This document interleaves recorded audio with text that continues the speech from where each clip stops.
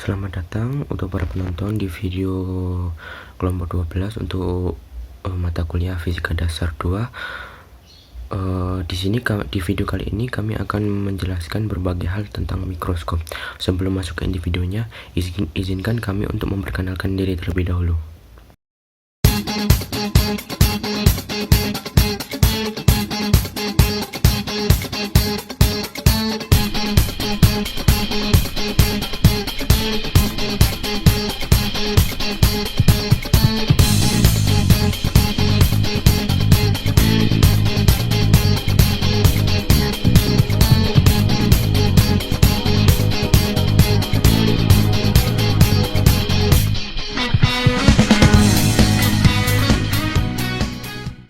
Baik, di sini saya akan menjelaskan pengertian tentang mikroskop. Mikroskop pertama kali ditemukan pada abad ke-16 dan mikroskop berasal dari kata mikro yang berarti kecil dan escapium yang berarti penglihatan. Jadi, mikroskop adalah alat optik yang digunakan untuk memperbesar dan melihat objek yang tidak dapat dilihat dengan mata telanjang. Alat ini telah menjadi salah satu instrumen paling penting dan berguna dalam bidang ilmu pengetahuan, terutama dalam bidang fisika. Dengan menggunakan mikroskop, peneliti dapat mengamati struktur internal dan perilaku dari benda-benda yang sangat kecil, mulai dari sel-sel biologis hingga partikel-partikel subatomik. Penguasaan penggunaan mikroskop menjadi keterampilan dasar yang harus dikuasai oleh setiap fisikawan. Selanjutnya adalah bagian-bagian dari mikroskop. Yang pertama ada lensa okuler sebagai kaca pembesar dan membentuk bayangan maya, tegak, dan diperbesar. Yang kedua ada lensa objektif, berguna untuk membentuk bayangan cahaya ke dalam lubang diafragma. Yang ketiga diafragma, berfungsi mengatur banyak sedikitnya cahaya. Yang keempat cermin atau reflektor, berguna untuk memantulkan cahaya ke dalam lubang diafragma. Yang kelima, meja objek untuk meletakkan objek pengamatan. Yang keenam, pemutar kasar atau makrometer, berfungsi untuk menggerakkan tabung ke atas dan ke bawah dengan pergeseran kasar. Yang ketujuh, pemutar halus atau mikrometer, berfungsi sebagai penggerak tabung ke atas dan ke bawah dengan pergeseran yang halus. Yang kedelapan, ada revolver sebagai tempat lensa objektif yang akan digunakan. 9. Ada tabung sebagai penghubung lensa objektif dan lensa okuler. 10. Penjepit objek, berfungsi sebagai penjepit kaca objek supaya tidak bergeser. 11. Kaki mikroskop, berfungsi sebagai penjaga mikroskop agar tetap berdiri tegak. 12. Lengan mikroskop, sebagai pegangan mikroskop ketika mikroskop diangkat atau dipindahkan. Cara kerja mikroskop. Cara kerja mikroskop itu ada 3 ya, yaitu pencahayaan, pembesaran, dan fokusnya. Nah, kalau pencahayaan itu sumber cahaya menerangi objek yang diamati. Biasanya menggunakan cermin datar atau cermin cekung untuk memfokuskan cahaya. Nah, kalau pembesaran itu sistem lensa objektif dan lensa okuler membesarkan bayangan objek sehingga dapat dilihat dengan jelas. Kalau fokus, pengaturan fokus dilakukan dengan memutar skrup, makrometer, dan mikroskop untuk memperbesar bayangan objek yang tajam dan terfokus. Di sini saya akan menjelaskan jenis-jenis mikroskop. Yang pertama ada mikroskop optik. Itu menggunakan sistem lensa untuk memfokuskan dan memperbesar objek. Jenis mikroskop ini dapat dibagi menjadi mikroskop cahaya, mikroskop stereo, dan mikroskop polarisasi. Yang kedua ada mikroskop elektron. Mikroskop elektron menggunakan berkas elektron untuk memperbesar dan memfokuskan objek.